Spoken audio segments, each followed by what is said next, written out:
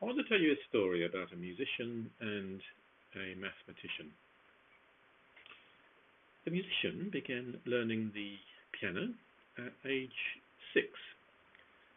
His teacher quickly realized she was not capable of taking him where he was going and found him a private teacher taught by a pupil of the great 19th century pianist and composer Clara Schumann.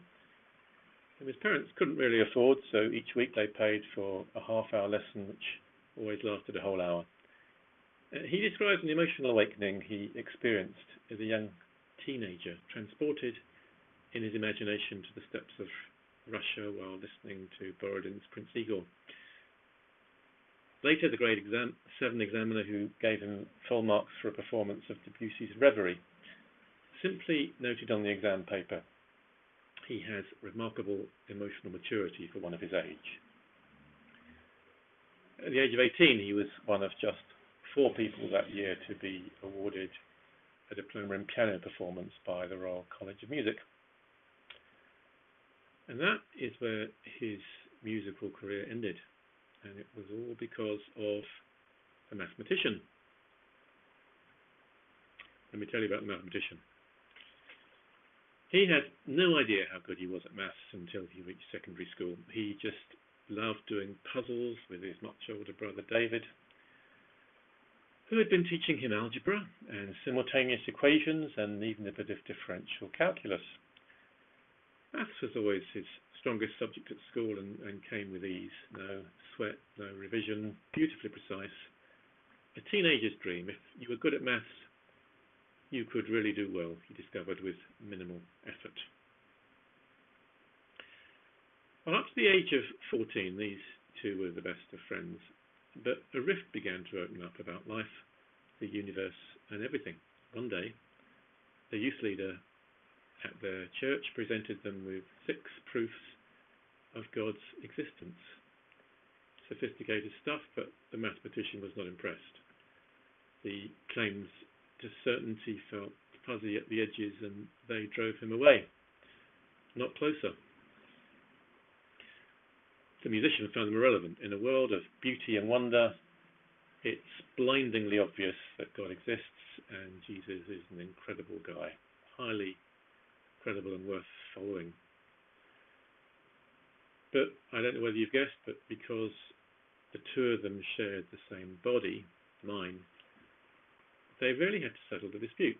So, the musician took charge of the inner world, where God and emotion, deep emotion, and Jesus lived, and the mathematician took charge of the outer world, where public debate was held and career was shaped. However, whilst studying maths at university, the logic of a life devoted to Jesus pressed itself in on me, and positively I came to see that belief in God and Jesus was entirely rational and logical, as long as you accepted the principle of proof beyond reasonable doubt.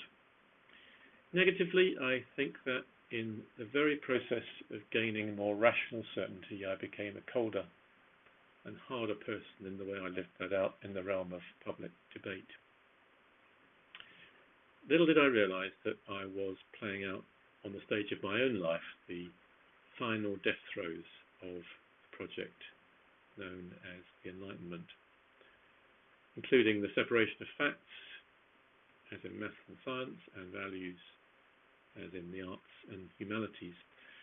And still struggling on in the quest for certainty launched by Descartes in 1641, but soon to be abandoned in droves by Western culture at the end of the 20th century. Well, the mathematical outlook probably dominated my thinking up to age 33. At that point, something happened to me that shattered my confidence. It led me to plan a sabbatical shaped around the Second Lausanne Conference on Worldwide Evangelization in Manila, and another 10 days visiting one of my friends that I've made in China. But 1989 was a big year, not just for me. In June that year, the world witnessed the brutal suppression of the peaceful student demonstrations in Tiananmen Square. 4 weeks later, I found myself arriving on a plane into Shanghai, diverted from my original destination, with no one to meet me, not speaking a word of Chinese, and one of the Americans, many Americans trying to leave China at that point, happened to be born in the city I was trying to reach, Wuhu, and suggested I might try taking a boat down the Yangtze. Well, within hours I was reunited with my Chinese university lecturer friend who was in some shock. 25 of his students were on police report, but his wife cooked for us the most splendid Chinese food I had in my life.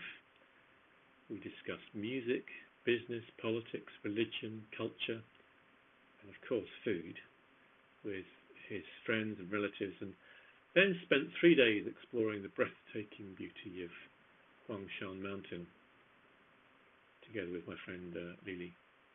It was a therapeutic experience for both of us, and it helped break the hard shell of rationalism that had somewhat encased me, opening my eyes afresh to beauty, wonder, emotion, and intuition. After having scraped a grade 5 for my English O-level, I now became an inveterate reader, eventually a magazine writer and editor, and I even dabbled in writing a bit of poetry.